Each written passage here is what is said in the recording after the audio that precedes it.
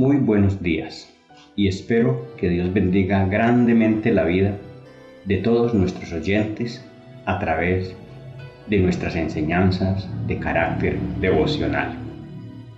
El premio de la fidelidad. Nuestra fidelidad a Dios es una tarea inevitablemente exigente. Sin embargo, es la gran disposición que nos permite conocer la verdadera grandeza del ser humano. Vamos a leer en el Evangelio de Mateo, capítulo 16, los versos 21 al 25. Desde entonces comenzó Jesús a declarar a sus discípulos que le era necesario ir a Jerusalén y padecer mucho de los ancianos, de los principales sacerdotes y de los escribas, y ser muerto, y resucitar al tercer día. Entonces Pedro, tomándolo aparte, comenzó a reconvenirle, diciendo: Señor, ten compasión de ti, en ninguna manera esto te acontezca. Pero él volviéndose dijo a Pedro: Quítate de delante de mí, Satanás. Me eres tropiezo, porque no pones la mira en las cosas de Dios, sino en las de los hombres. Entonces Jesús dijo a sus discípulos: Si alguno quiere venir en pos de mí, niéguese a sí mismo, y tome su cruz, y sígame. Porque todo el que quiera salvar su vida la perderá, y todo el que pierda su vida por causa de mí la hallará.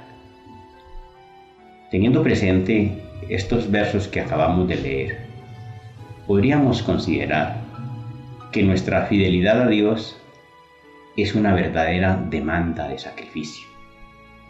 También podríamos pensar que sin disposición para el sacrificio es imposible ser un seguidor de Jesús. Y por último, también podemos entender que la gran justificación de nuestra fidelidad es la grandeza del ser humano. Si tenemos en cuenta el contexto en el que están escritos los versos anteriores, entendemos que previo a estos versos está la confesión de Pedro, relatada por Mateo, donde el Señor Jesús les hace algunas preguntas a sus discípulos. Primero pregunta quién dicen los hombres que es el Hijo del Hombre. Luego les pregunta quién decís que soy yo. De hecho, en ese contexto se muestra que Pedro lo identifica a él como el Hijo del Dios viviente. Y luego Jesús le dice que él es bienaventurado, porque esa condición de claridad le llegó de Dios, no le llegó de parte de condición humana, sino que es algo que llega directamente de los cielos. Y le muestra que a partir de esa revelación va a edificar la iglesia, y que él, como líder de la iglesia, pues es el que recibe la declaración, pero es una declaración que identifica que la iglesia es la poseedora de esa gran revelación.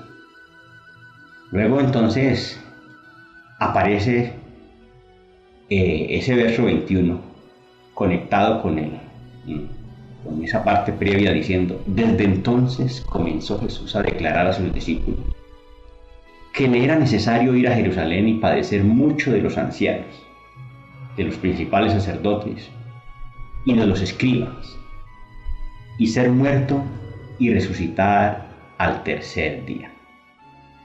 Hemos venido entendiendo a través de esa gran doctrina de lo que se logró en la cruz, que la cruz no era una disposición loca de Jesús, sino que fue el lugar a donde tuvo que llegar por su fidelidad a Dios.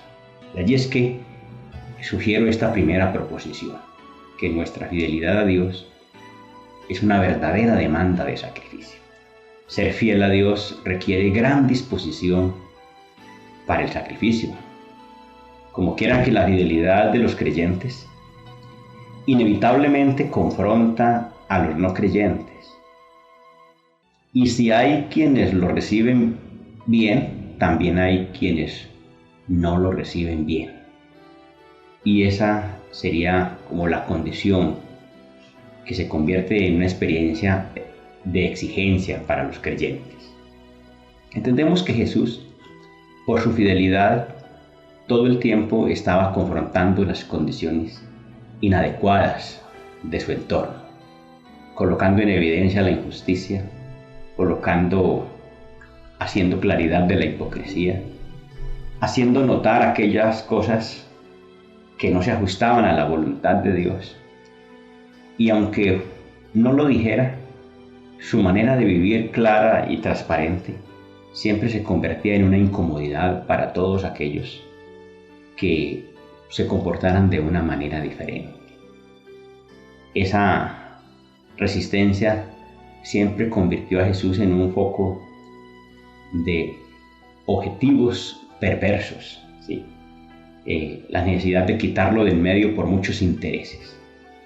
Y eso necesariamente va marcando lo que es el espíritu de la vida cristiana y lo que necesariamente va a suceder con todos los que estén dispuestos a ir hasta las últimas consecuencias por la fidelidad a Dios, como una de las grandes expresiones de su fe.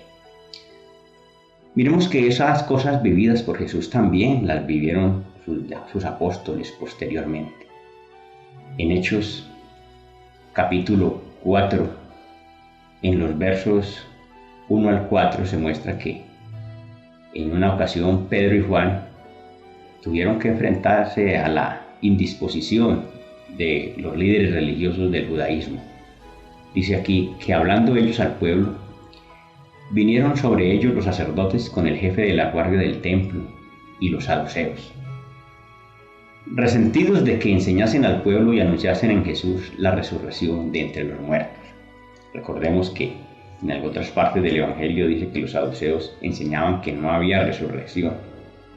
Y de hecho entonces la vida de los discípulos generaba mucha roncha para los intereses de ellos. Y les echaron mano, dice el verso 3, y los pusieron en la cárcel hasta el día siguiente, porque era ya tarde.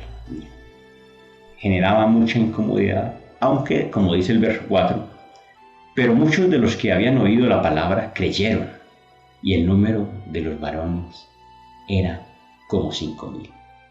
Siempre nos vamos a encontrar con eso, que hay gente que cree, hay gente que recibe bien, pero hay gente que rechaza, hay gente que se incomoda y hay gente que reacciona agresivamente, aunque puede haber una gran mayoría que no les importa. Pero en realidad toda persona que se propone ser fiel a Dios siempre se le va a demandar sacrificio, porque las condiciones del medio así lo van a presentar. En la primera carta universal de Pedro, capítulo 4, en los versículos 3 y 4, muestra, por ejemplo, eso que les estoy diciendo. Baste ya el tiempo pasado para haber hecho lo que agrada a los gentiles, andando en lascivias, concupiscencias, embriagueces, orgías, disipación y abominables idolatrías. A estos les parece cosa extraña que vosotros no corráis con ellos en el mismo desenfreno de disolución, y os ultrajan el hecho de sentirse enjuiciados por una vida diferente. Entonces incomoda demasiado, y de hecho, pues como es el mundo relacional de los creyentes, inevitable. Entonces puede ser la familia, pueden ser los vecinos, pueden ser el entorno laboral, puede ser el entorno académico. Eso siempre va a pasar. Y aceptar eso es parte del sacrificio. Es entender que ese es el espíritu que Jesús asimiló y es el espíritu que nosotros debemos asimilar. Avanzando un poco a los versículos 22 y 23 de Mateo 16, vemos la reacción de Pedro cuando Jesús dice pues lo que le va a acontecer, consecuencia de su fidelidad. Es en el verso 22 y 23. Entonces Pedro, tomándolo aparte, comenzó a reconvenirle, diciendo: Señor, ten compasión de ti, en ninguna manera esto te acontezca. Pero él, volviéndose, dijo a Pedro: Quítate de delante de mí, Satanás. Me eres tropiezo, porque no pones la mira en las cosas de Dios, sino en las de los hombres. Miren que entendemos que Pedro es el líder de la iglesia. Previamente Pedro había sido el objeto de la gran revelación como líder de la iglesia. Y cuando Jesús hacía ese anuncio, Pedro no entiende el espíritu que está moviendo a Jesús. Y en una actitud probablemente bien intencionada se convierte en un opositor. Por eso les digo que sin disposición para el sacrificio, es imposible ser un seguidor de Jesús. Ser fieles a Dios, por ejemplo, mientras el asunto no los comprometa, hasta el punto de tener que renunciar a la comodidad por esa fidelidad, puede ser la condición de muchos creyentes y que en realidad los lleva a fungir como enemigos de Jesús, ser enemigos del sacrificio, evadir el sacrificio, o es decir, pretender ser fieles mientras no nos toque sacrificarlo. Ese espíritu de comodidad nos convierte en opositores del programa de Dios. Por eso Jesús llama a Pedro Satanás, porque se le convirtió en el enemigo, en el opositor de la causa. Y entonces creyentes que piensen así terminan siendo enemigos de Jesús. Miremos, por ejemplo, en la segunda carta a Timoteo, capítulo 3. Versículos 10 al 12. Segunda a Timoteo 3, del 10 al 12. Dice, es una de las cartas pastorales. Pero tú has seguido mi doctrina, conducta, propósito, fe, longanimidad, amor, paciencia. Dice, el ejemplo de un líder ubicado es la clave pues para un líder que está joven y ve al otro como referente. Y no solamente esas virtudes de su líder, sino también la disposición para aceptar el sacrificio. Dice, persecuciones, dice el verso 11, padecimientos como los que me sobrevinieron en Antioquía, en Iconio, en Listra, persecuciones que he sufrido y de todas me ha librado el Señor. De hecho, esas situaciones sirven para revelar la grandeza de Dios. Y dice en el verso 12, y también todos los que quieren vivir piadosamente en Cristo Jesús padecerán persecución. ¿Ok? Si uno se dispone a ser fiel a Dios, es decir, vivir piadosamente en Cristo Jesús, necesariamente va a tener que padecer persecución. Entonces, esa disposición para el sacrificio, aceptarla como el precio de nuestra fidelidad, es lo que me califica como seguidor de Jesús. Pero si no estoy dispuesto a llegar allá, entonces voy a recibir el título de opositor. También en el Evangelio de Juan, capítulo 15. En Juan capítulo 15, en los versos 18 y 19 dice, si el mundo os aborrece, sabed que a mí me ha aborrecido antes que a vosotros. Bien. Eso Jesús lo dice porque sabe que eso es lo obvio en una persona que se toma lo de Dios con toda la seriedad del caso. Dice el verso 19, Si fuerais del mundo, el mundo amaría lo suyo. Noten eso. Si la gente no cristiana me aprecia mucho y se siente muy a gusto conmigo, eso debiera preocuparme, porque quiere decir entonces que estoy como muy involucrado en el espíritu de ellos, porque al final no los estoy confrontando, al final mi forma de vida es como una vida muy pasiva frente a su comportamiento no cristiano. De manera que si nos aman, eso es una mala señal. Pero porque no sois del mundo, antes yo os elegí del mundo, por eso el mundo os aborrece. O sea que si nosotros hacemos la tarea de poner en evidencia todo aquello que no es válido, ponemos la mano en la llaga allí donde el comportamiento no es cristiano, donde estamos haciendo evidente todo manejo inadecuado, necesariamente la gente no nos va a ver con agrado. Habrá muchos que lo agradecerán, pero habrá otros que reaccionarán mal. Y eso es nuestro sacrificio, porque de pronto vamos a perder espacios con ellos. De pronto eso nos va a llevar incluso a perder espacios laborales, a perder oportunidades afectivas. Pues al final esa es la disposición para aceptar la cruz de Cristo. Eso es, digamos, una consecuencia inevitable de nuestra fidelidad a Dios. Regresando al texto de Mateo 16, podemos leer también en los versículos 4 y 25.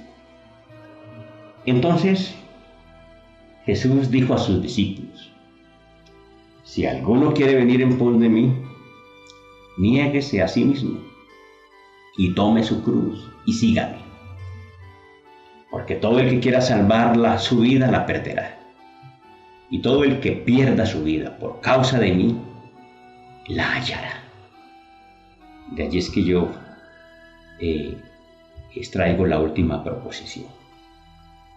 La gran justificación de nuestra fidelidad es la grandeza del ser humano.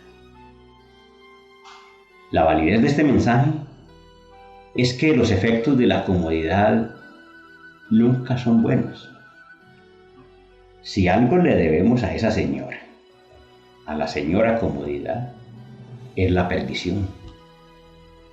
Mientras tanto, es al espíritu de la fidelidad que Jesús nos reveló en la cruz al que debemos las cosas más grandes que se puedan expresar en el ser humano. En la cruz, como hemos venido entendiendo, se logró lo que no se ha logrado de ninguna otra forma. En la cruz se logró lo que nadie más podrá volver a hacer. De manera que esa teología nos viene revelando Dios que es la teología que nos salva, la claridad que nos muestra el camino a la verdadera grandeza del ser humano.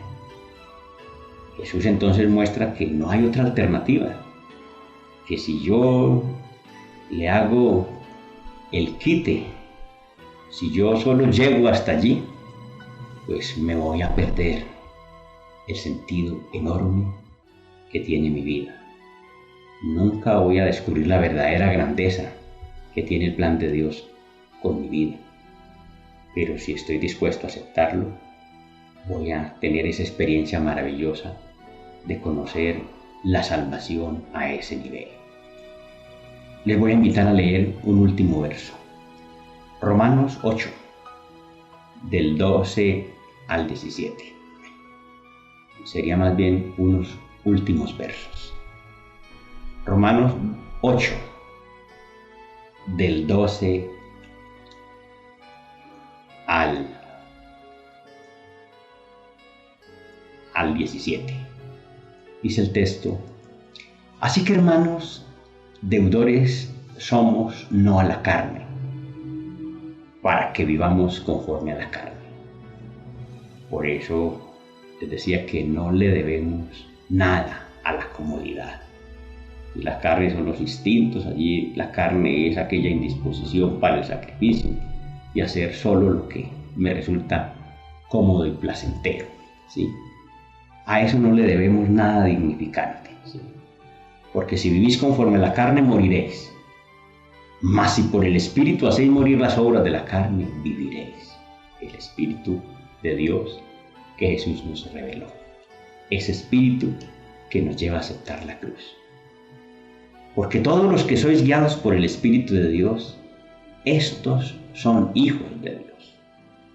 Pues no habéis recibido el espíritu de esclavitud para estar otra vez en temor, sino que habéis recibido el espíritu de adopción por el cual clamamos Abba Padre.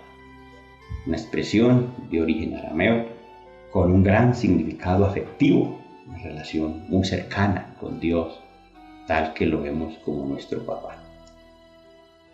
El Espíritu mismo da testimonio a nuestro espíritu de que somos hijos de Dios. Todo eso es lo que le debemos al Espíritu. A la comodidad nunca le vamos a deber eso, porque la comodidad no nos va a proveer nada de eso. Eso nos llega es por el Espíritu y entendiendo que es una visión trascendente. Y por eso el último versículo dice, que les voy a leer, dice en el verso 17, y si hijos también herederos, herederos de Dios y coherederos con Cristo. Fíjese, allá nos lleva la visión de la fe, de la fidelidad. No importa cuánto tengamos que soportar por la fidelidad, a la fidelidad le debemos todo, no importa lo que nos toque. Miren cómo termina, si es que padecemos juntamente con Él, para que juntamente con Él seamos glorificados. Así que, para concluir, la salvación del ser humano no la representa la comodidad. Es la que nos reveló Jesús en la cruz, sacando a la luz todo lo grande que puede ser una criatura cuando se dispone para ser fiel a Dios, cueste lo que cueste. Oremos.